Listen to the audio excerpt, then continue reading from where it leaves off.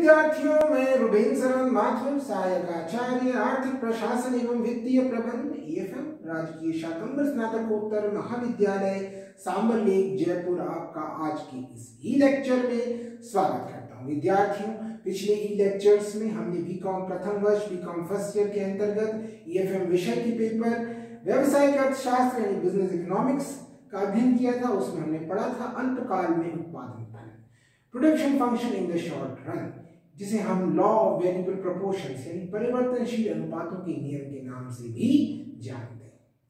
हमने उसकी तीनों अवस्थाओं के बारे में पढ़ा था। आज हम तीनों अवस्थाओं की व्याख्या पढ़ेंगे। तो विद्यार्थियों, सबसे पहले हम प्रथम अवस्था की बात करते हैं। विद्यार्थी, कोई उत्पादन कार्य प्रारंभ किया जाता है तब प्रारंभ में स्थायी साधनों की मात्रा परिवर्तनशील साधनों की तुलना में बहुत अधिक होती है। इसलिए परिवर्तनशील साधन की इकाइयों में वृद्धि करने पर स्थिर साधन का अधिक गहरा एवं कारगर प्रयोग होता है। यानी कोई उत्पादन कार्य प्रारंभ किया जाता है तब प्रारंभ में स्थायी साधनों की मात्रा परिवर्तनशील साधनों की तुलना में बहुत अधिक होती है। यानी जब हम कोई उत्पादन कार्य प्रारंभ करते हैं तब परिवर्तनशील साधनों की तुलना में स्थायी साधनों की जो मात्रा है वो प्रारंभ में, शुरुआत में वो बहुत होती है और परिवर्तनशील साधनों की मात्रा कम होती है और जो स्थायी साधन है उनकी मात्रा अधिक होती है। जैसे जैसे जब हम परिवर्तनशील साधनों की मात्रा बढ़ाते हैं उससे क्या होता है कि स्थिर साधन का अधिक गहरा एवं कारगर प्रयोग होने लगता है, जिससे स्थिर साधन की कुशलता बढ़ जाती है और इसके परिणाम स्वरूप उत्पादन में अधिक तेजी से वृद्धि होती है। प्रारंभ में परिवर्तनशील साधन की मात्रा तुलनात्मक रूप से कम होने के कारण स्थिर साधन की कुछ मात्रा अप्रयुक्त रहती है। अतः परिवर्तनशील साधन की मात्रा में वृद्धि करने से स्थिर साधन का अधिक गहरा प्रयोग होने लगता है, जिससे बढ़ते प्रतिफल प्राप्त होते हैं। प्रारंभ में परिवर्तनशील साधन की तुलना में स्थिर साधन अधिक मात्रा में अविभाज्यता के कारण लगा होता है। यानी अविभाज्यता के कारण शुरुआत में हम देखते हैं कि जो स्थिर साधन है वो परिवर्तनशील साधनों की तुलना में बहुत अधिक लगा हुआ होता है। किसके कारण? अविभाज्यता के कारण। अतः जब अविभाज्य स्थिर साधन के साथ परिवर्तनशील साधन की अधिक इकाइयां लगाई जाती हैं तो स्थिर साधन का अधिक पूर्ण एवं कारगर प्रयोग होने के कारण उत्पादन में तेजी से वृद्धि होती है। बढ़ते प्रतिफल के नियम केवल स्थिर साधन का अधिक अच्छा प्रयोग होने के कारण ही प्राप्त नहीं होते, बल्कि परिवर्तनशील साधनों की स्वयं की कुशलता बढ़ने के कारण भी प्राप्त होते हैं। परिवर्तनशील साधनों की मात्रा में जितनी अधिक वृद्धि हो जाएगी उतनी अधिक श्रम, विभाजन एवं विशिष्टीकरण की संभावना होगी तथा साधनों की उत्पादकता अधिक तेजी से बढ़ेगी। यानी बढ़ते प्रतिफल के नियम केवल स्थिर साधन का अधिक अच्छा प्रयोग होने के कारण ही प्राप्त नहीं होते हैं, बल्कि परिवर्तनशील साधनों की स्वयं की कुशलता बढ़ने के कारण भी प्राप्त होते हैं। परिवर्तनशील साधनों की मात्रा में जितनी अधिक वृद्धि होगी उतनी ही अधिक श्रम, उतनी अधिक क्या होगा? श्रम विभाजन एवं विशिष्टीकरण की संभावना होगी तथा साधनों की उत्पादकता अधिक तेजी से बढ़ेगी। अब आती है द्वितीय अवस्था।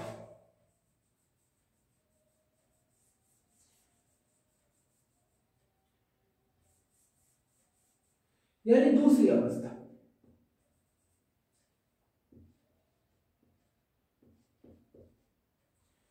विद्यार्थियों, परिवर्तनशील अनुपातों के नियम की दूसरी अवस्था।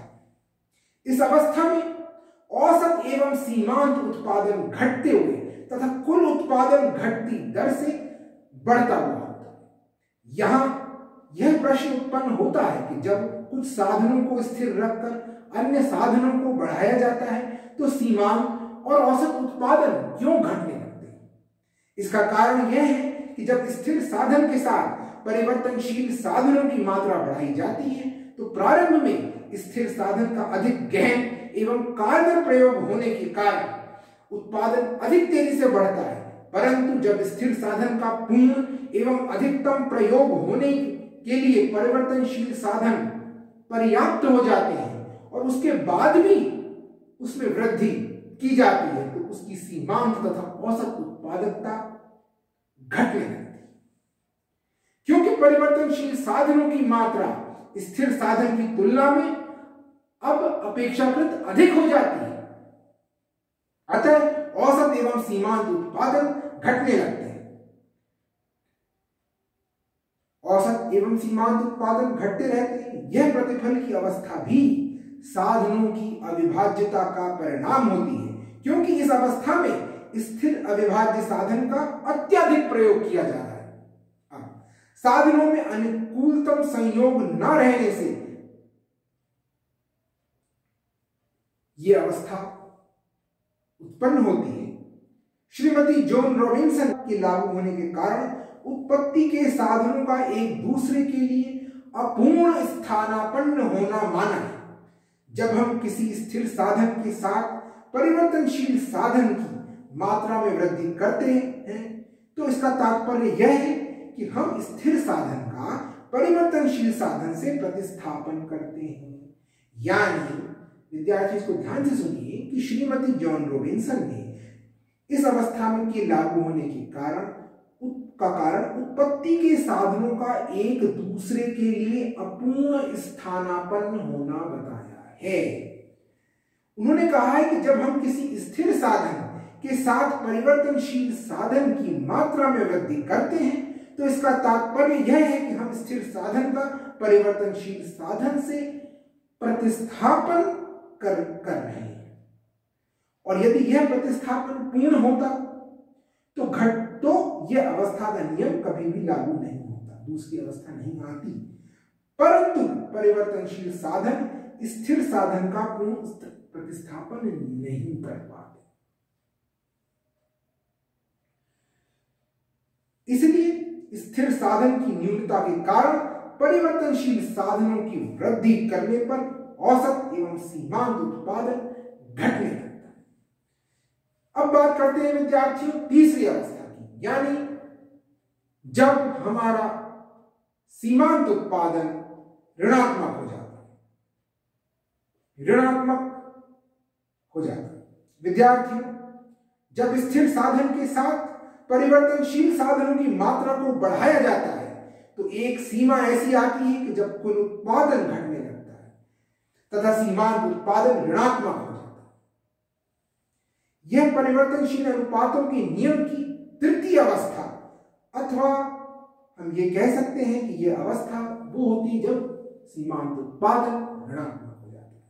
यह अवस्था उस समय पहुंचती है जब परिवर्तनशील साधनों की इकाइयां स्थिर साधन की तुलना में अत्यधिक हो जाती है, बहुत ज्यादा हो जाती है, तथा वे एक दूसरे के कार्य में रुकावट उत्पन्न करने लगती है, जिससे कुल उत्पादन बढ़ने के बजाय घटने लगता है। इस स्थिति में परिवर्तनशील साधना की मात्रा में कमी करने पर कुल उत्पादन में वृद्धि होगी।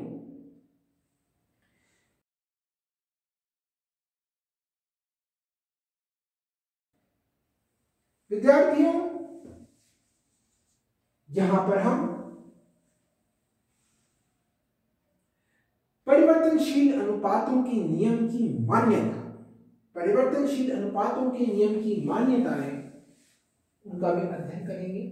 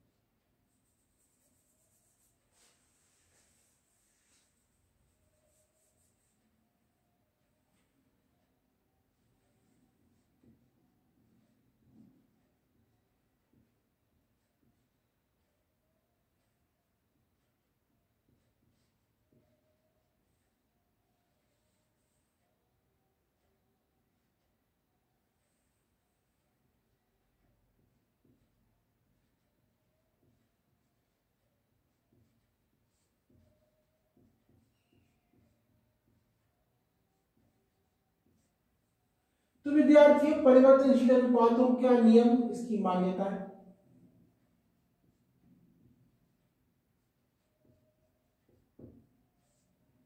पहली मान्यता है कि उत्पादन के साधनों अथवा अदाओं के संयोग में परिवर्तन किया जा सकता है। उत्पादन के साधनों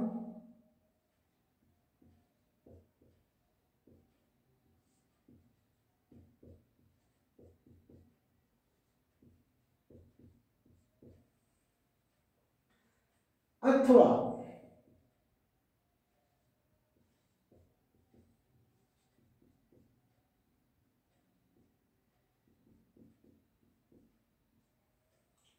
अदाओं के संयोग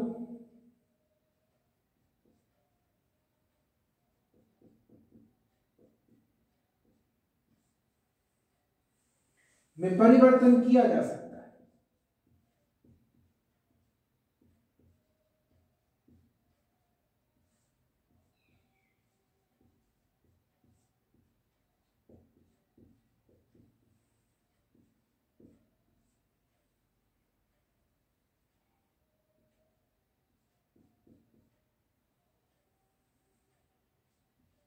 दूसरा, उत्पादन के कुछ साधन परिवर्तनशील, उत्पादन के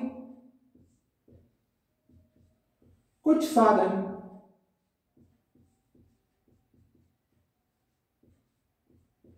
परिवर्तनशील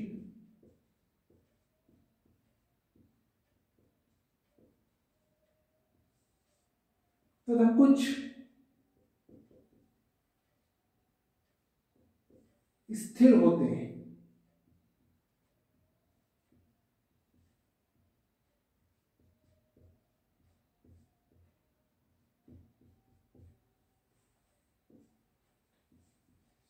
तीसरी मान्यता,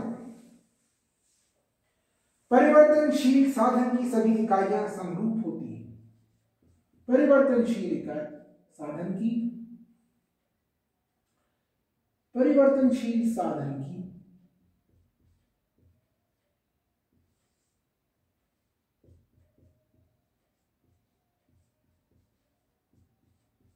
सभी इकाइयां समरूप होती हैं।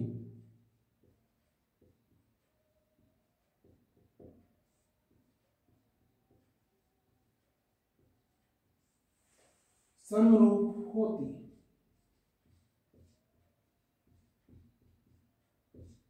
चौथी मान्यता, प्रौद्योगिकी दी हुई होती है।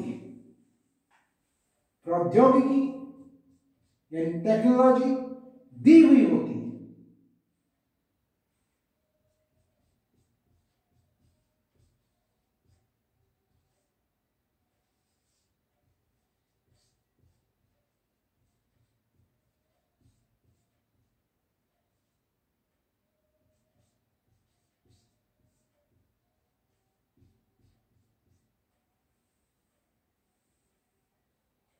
तथा उसमें कोई परिवर्तन नहीं होता।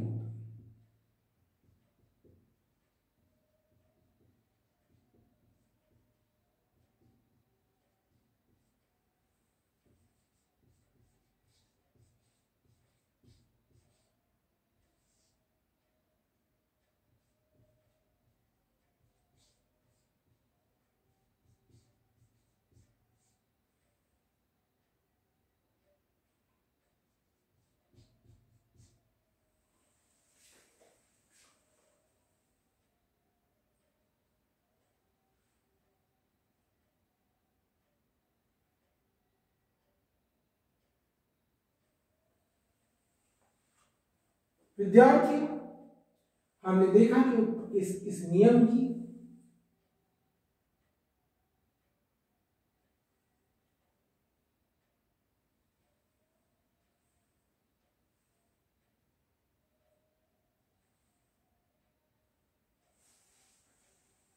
क्या क्या मान्यता है। पहली, उत्पादन के साधनों अथवा आदाओं के संयोग में परिवर्तन किया जा सकता है। दूसरा, उत्पादन के कुछ साधन परिवर्तनशील तथा कुछ स्थिर होते हैं। तीसरा, परिवर्तनशील साधन की सभी इकाइयां समरूप होती हैं। चौथा, प्रौद्योगिकी यानी टेक्नोलॉजी दी हुई होती है। तथा उसमें कोई परिवर्तन नहीं होता है। इस प्रकार से हम कुछ दो मान्यताएं और हैं उनका भी अध्ययन करेंगे।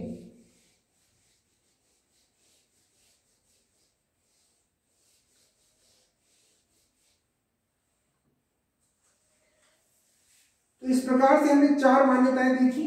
5वीं मान्यता यहां पे है, यह नियम केवल अल्पकाल में लागू होता है। यह नियम केवल अल्पकाल में लागू होता है।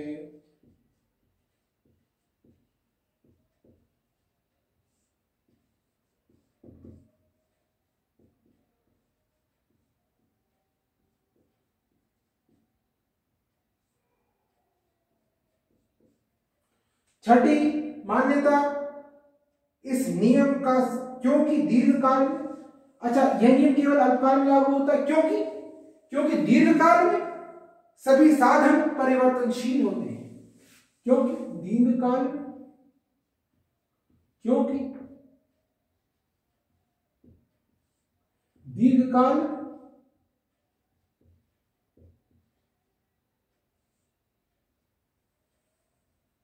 क्योंकि दीर्घकाल में सभी साधन परिवर्तनशील होते हैं।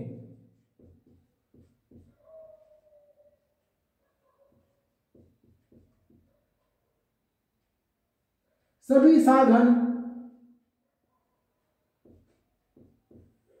परिवर्तनशील होते हैं।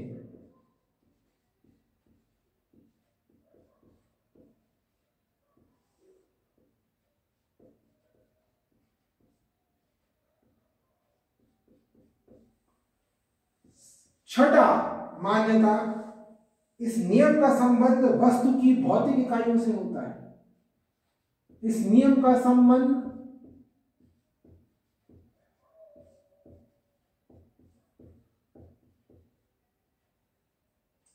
वस्तु की भौतिक इकाइयों से होता है। वस्तु की भौतिक इकाइयों से होता है।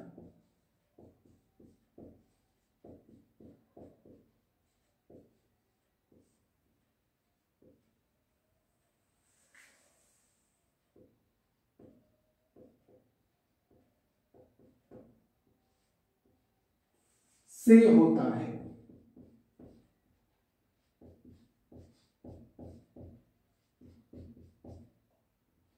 तो विद्यार्थियों, हमने इसकी मान्यताएं पढ़ी। पहली मान्यता थी कि उत्पादन के साधनों अथवा अदाओं के संयोग में परिवर्तन किया जा सकता है। दूसरी, उत्पादन के कुछ साधन, हमने माना कि कुछ साधन परिवर्तनशील हैं तथा कुछ स्थिर है। तीसरा, परिवर्तनशील साधन की सभी इकाइयां समरूप होती हैं। चौथा, प्रौद्योगिकी यानी टेक्नोलॉजी हमें दी हुई होती है तथा उसमें कोई परिवर्तन नहीं होता है। पांचवा, यह नियम केवल अल्पकाल में ही लागू होता है क्योंकि दीर्घकाल में यह नियम केवल अल्पकाल में लागू होता है क्योंकि दीर्घकाल में सभी साधन परिवर्तनशील होते हैं। और छठा, इस नियम का संबंध वस्तु की भौतिक इकाइयों से होता है। विद्यार्थियों, हमने तीनों अवस्थाओं की व्याख्याओं का अध्ययन किया। इस प्रकार से विद्यार्थियों, हमने इस नियम पर चर्चा करी।